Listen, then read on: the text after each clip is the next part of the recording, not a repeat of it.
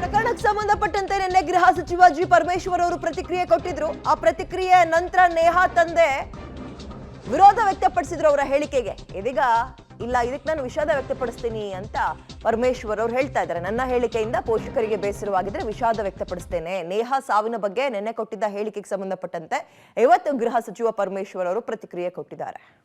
ಅಂತ ಅವರು ರೆಕಮೆಂಡೇಶನ್ಸ್ ಮಾಡಿರ್ತಾರೆ, ಅದನ್ನು ಕೊಡಬೇಕು, ಅದನ್ನು ಕೊಡಲಿಲ್ಲ. ಮತ್ತು ಯಾವುದೇ ಹೊಸ ಪ್ರಾಜೆಕ್ಟ್ಗಳನ್ನು ಕೂಡ ಕೊಡಲಿಲ್ಲ. ಅಪ್ಪರ್ ಭದ್ರಾದಲ್ಲಿ 5,000 ಕೋಟಿ ಕೊಡ್ತೇವೆ ಅಂತೇಳಿ ಅವರೇ ಹೇಳಿ ನ್ಯಾಷನಲ್ ಪ್ರಾಜೆಕ್ಟ್ ಮಾಡ್ತೀವಿ ಅಂತ ಹೇಳಿದರು, ಅದನ್ನು ಕೂಡ ಕೊಡಲಿಲ್ಲ.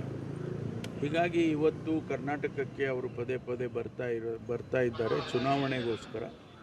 ಪ್ರಶ್ನೆ ಅವರಿಗಿಷ್ಟೇ, ಕರ್ನಾಟಕಕ್ಕೆ ನೀವೇನು ಮಾಡಿದ್ದೀರಿ? 26 ಜನ ಸಂಸದರನ್ನು ನಿಮ್ಮ ಪಕ್ಷದಲ್ಲಿ ಕೊಟ್ಟಿದ್ದಂಥ ಕರ್ನಾಟಕಕ್ಕೆ ಏನಾದರೂ ಒಂದು ನೆನಪು ಇರುವಂಥದ್ದು ಒಂದು ಪ್ರಾಜೆಕ್ಟನ್ನು ಕೊಡ್ಬೋದಾಗಿತ್ತಲ್ಲ ಅಂಥೇಳಿ ನಮ್ಮ ಪ್ರಶ್ನೆ. ಹಾಗಾಗಿ ಬಂದು ಅವರು ಏನು ಹೇಳ್ತಾರೆ ನೋಡೋಣ.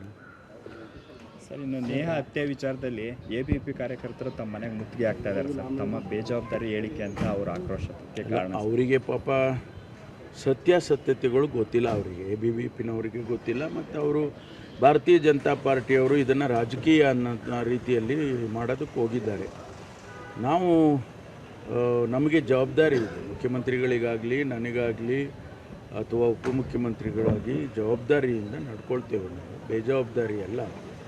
ನಮಗೆ ಬಂದ ವರದಿಯನ್ನು ನಾವು ತಿಳಿಸಿದ್ದೇವೆ ಅಷ್ಟೇ. ಅದು ತನಿಖೆ ಆಗುತ್ತಲ್ಲ, ತನಿಖೆ ಮಾಡ್ತಾರೆ. ತನಿಖೆ ಆದಾಗ ಸತ್ಯಾಸತ್ಯತೆ ಗೊತ್ತಾಗ್ತದೆ. ಒಂದು ವೇಳೆ ನನ್ನ ಹೇಳಿಕೆಯಿಂದ ಅವರ ತಂದೆ ತಾಯಿಗಳಿಗೆ ನೋವಾಗಿದ್ದರೆ ನಾನು ಅವರಿಗೆ ವಿಷಾದವನ್ನು ವ್ಯಕ್ತಪಡಿಸ್ತೇನೆ. ಆದರೆ ಸತ್ಯ ಮುಚ್ಚಿಡೋಕ್ಕಾಗೋದಿಲ್ಲ ಅಲ್ಲ, ಸತ್ಯ ಗೊತ್ತಾಗ್ತದೆ. ಇನ್ವೆಸ್ಟಿಗೇಷನ್ ಆದಮೇಲೆ ಎಲ್ಲ ಹೊರಗಡೆ ಬರುತ್ತೆ. ನಾನು ಅದ್ರ ಬಗ್ಗೆ ಮತ್ತೇನು ಹೆಚ್ಚಿಗೆ ಹೇಳಕ್ಕೆ ಹೋಗೋದಿಲ್ಲ. ಸರ್, ನಿಮ್ಮ ಒಂದು ವಿಡಿಯೋ ತುಮಕೂರಲ್ಲಿ ಮಾತಾಡಿದ ವಿಡಿಯೋ JDS ವೈರಲ್ ಟ್ವೀಟ್ ಮಾಡಿದ್ದಾರೆ. ಹಿಂದೆ ಮತಪತ್ರ ಇತ್ತು, ಎಲ್ಲ ಒತ್ತಾ ಇದ್ರು, ಕಳ್ಳೋಟ್ ಆಗ್ತಾ ಇತ್ತು ಅಂತ ನೀವೊಂದು ವಿಡಿಯೋದಲ್ಲಿ ಹೇಳಿದ್ದೀರಿ. ಓಕೆ, ಈಗ ನನ್ನ ಹೇಳಿಕೆಗೆ ವಿಷಾದ ಬರಲಿ, ನನ್ನ ಹೇಳಿಕೆಯಿಂದ ಅವರ ತಂದೆ ತಾಯಿಗೆ ಅವರ ಮನಸ್ಸಿಗೆ ನೋವು ಉಂಟಾಗಿದ್ರೆ ವಿಷಾದ ವ್ಯಕ್ತಪಡಿಸ್ತೀನಿ ಅಂತ ನಿನ್ನೆ CM ಸೇರಿದಂತೆ ಗೃಹ ಸಚಿವರ ಪರಮೇಶ್ವರ್ ಅವರು ಕೂಡ ವೈಯಕ್ತಿಕ ವಿಚಾರಕ್ಕಾಗಿರುವಂತಹ ಗಲಾಟೆಯಲ್ಲಿ ಇದು ಕೊಲೆಯಲ್ಲಿ ಅಂತ್ಯ ಆಗಿದೆ ಅನ್ನೋ ಹೇಳಿಕೆ ಕೊಟ್ಟಿದ್ರು. ಅದಕ್ಕೆ ನೇಹಾ ಅವರ ತಂದೆ ಕಾಂಗ್ರೆಸ್ನ ಕಾರ್ಪೊರೇಟರ್ ಕೂಡ ಹೌದು, ಅವರೇ ವಿರೋಧ ವ್ಯಕ್ತಪಡಿಸಿದ್ರು. ಆಲ್ರೆಡಿ ನಾವು ನೋವಲ್ಲಿದ್ದೀವಿ, ನನ್ನ ಮಗಳ ಆತ್ಮಕ್ಕೆ ಶಾಂತಿನಾದ್ರೂ ಸಿಗೋಕ್ ಬಿಡಿ, ಈ ರೀತಿಯ ಹೇಳಿಕೆಯನ್ನ ಕೊಟ್ಟು ನಮ್ಮ ಇಡೀ ಕುಟುಂಬವನ್ನ ಮುಜುಗರಕ್ಕೆ ತಳ್ಳೋಕ್ ಹೋಗ್ಬೇಡಿ ನೀವು ಅಂತ ವಿರೋಧ ವ್ಯಕ್ತಪಡಿಸಿದ್ರು. ಇದಕ್ಕೆ ಸಂಬಂಧಪಟ್ಟಂತೆ ನಮಗೆ ರಿಪೋರ್ಟ್ ಏನ್ ಬಂದಿದೆ ಅದನ್ನ ನಿಮ್ಮ ಮುಂದಿಡುವಂತಹ ಪ್ರಯತ್ನ ನಾವು ಮಾಡಿದೀವಿ ಅಷ್ಟೇ. ನಿಜ ಯಾವತ್ತಿದ್ರೂ ಸತ್ಯವನ್ನ ಮುಚ್ಚಿಡೋಕ್ ಆಗಲ್ವಲ್ಲ ಅಂತ ಹೇಳೋದ್ರ ಮುಖಾಂತರ ನನ್ನ ಹೇಳಿಕೆಯಿಂದ ಬೇಜಾರಾಗಿದ್ರೆ ವಿಷಾದವನ್ನ ವ್ಯಕ್ತಪಡಿಸ್ತೀವಿ ಅಂತ ಹೇಳ್ತಾ ಇದ್ದಾರೆ. ಹಾಗಾದ್ರೆ ಗೃಹ ಸಚಿವ ಪರಮೇಶ್ವರ್ ಅವರಿಗೆ ಸಿಕ್ಕಿರುವಂತಹ ರಿಪೋರ್ಟ್ ಏನು, ಯಾವ ಕಾರಣಕ್ಕೆ ಈ ರೀತಿಯಾಗಿ ಆಗಿದೆ, ಇದ್ರ ಬಗ್ಗೆ ಮುಂದಿನ ದಿನಗಳಲ್ಲಿ ಮತ್ತೊಮ್ಮೆ ಸ್ಪಷ್ಟನೆ ಕೊಡ್ತಾರೆ ಅಂತ ಕಾಣುತ್ತೆ.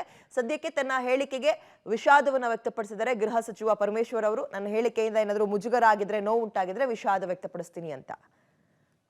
ಅವರಿಗೆ ಗೊತ್ತಿಲ್ಲ. ಮತ್ತು ಅವರು ಭಾರತೀಯ ಜನತಾ ಪಾರ್ಟಿಯವರು ಇದನ್ನು ರಾಜಕೀಯ ಅನ್ನೋ ರೀತಿಯಲ್ಲಿ ಮಾಡೋದಕ್ಕೆ ಹೋಗಿದ್ದಾರೆ. ನಾವು ನಮಗೆ ಜವಾಬ್ದಾರಿ ಇದೆ, ಮುಖ್ಯಮಂತ್ರಿಗಳಿಗಾಗಲಿ ನನಗಾಗಲಿ ಅಥವಾ ಉಪಮುಖ್ಯಮಂತ್ರಿಗಳಾಗಿ ಜವಾಬ್ದಾರಿಯಿಂದ ನಡ್ಕೊಳ್ತೇವೆ. ನಾವು ಬೇಜವಾಬ್ದಾರಿ ಅಲ್ಲ. ಅದು ನಮಗೆ ಬಂದ ವರದಿಯನ್ನು ನಾವು ತಿಳಿಸಿದ್ದೇವೆ ಅಷ್ಟೇ.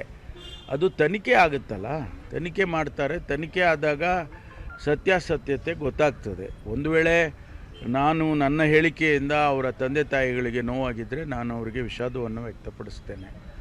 ಆದರೆ ಸತ್ಯ ಮುಚ್ಚಿಡೋಕ್ಕಾಗೋದಿಲ್ಲ ಅಲ್ಲ, ಸತ್ಯ ಗೊತ್ತಾಗ್ತದೆ. ಇನ್ವೆಸ್ಟಿಗೇಷನ್ ಆದಮೇಲೆ ಎಲ್ಲ ಹೊರಗಡೆ ಬರುತ್ತೆ. ನಾನು ಅದ್ರ ಬಗ್ಗೆ ಮತ್ತೇನು ಹೆಚ್ಚಿಗೆ ಹೇಳಕ್ಕೆ ಹೋಗೋದಿಲ್ಲ. BBP ಹುಬ್ಬಳ್ಳಿ ಯುವತಿ ಹತ್ಯೆ ಕೇಸ್ ತೀವ್ರ ರಾಜಕೀಯ ಸಂಘರ್ಷಕ್ಕೆ ಕಾರಣವಾಗ್ತಾ ಇದ್ದು ನಿನ್ನೆ ಹುಬ್ಬಳ್ಳಿಯಲ್ಲಿ ಇವತ್ತು ಬೆಂಗಳೂರಿನಲ್ಲೂ ಕೂಡ ಪ್ರತಿಭಟನೆಗೆ ಕಾರಣವಾಗಿತ್ತು. ರಾಜಕೀಯ ತಿರುವನ್ನ ಪಡೆದುಕೊಂಡಿದೆ. ಈ ಬೆನ್ನಲ್ಲೇ ನಿನ್ನೆ ಕೊಟ್ಟಂತಹ ಹೇಳಿಕೆಗೆ ಸಂಬಂಧಪಟ್ಟಂತೆ ನೇಹಾ ಅವರ ಕುಟುಂಬಸ್ಥರೆಲ್ಲರೂ ಕೂಡ ವಿರೋಧ ವ್ಯಕ್ತಪಡಿಸಿದ್ರು. ಎಸ್ಪೆಷಲಿ ಅವರ ತಂದೆ ವಿರೋಧ ವ್ಯಕ್ತಪಡಿಸಿದ್ರು. ಈ ರೀತಿಯ ಹೇಳಿಕೆನ ಕೊಡಕ್ ಹೋಗ್ಬೇಡಿ, ನನ್ನ ಮಗಳಿಗೆ ಇಲ್ಲದೆ ಇರ್ಬೋದು, ಅಟ್ಲೀಸ್ಟ್ ಅವಳ ಆತ್ಮಕ್ಕಾದ್ರೂ ಶಾಂತಿ ಸಿಗೋ ಕೆಲಸ ಆಗಬೇಕು ಅನ್ನೋ ಮಾತನ್ನು ಹೇಳಿದ್ರು. ನನ್ನ ಹೇಳಿಕೆಯಿಂದ ನೋವಾಗಿದ್ರೆ ವಿಷಾದ ವ್ಯಕ್ತಪಡಿಸ್ತೀನಿ.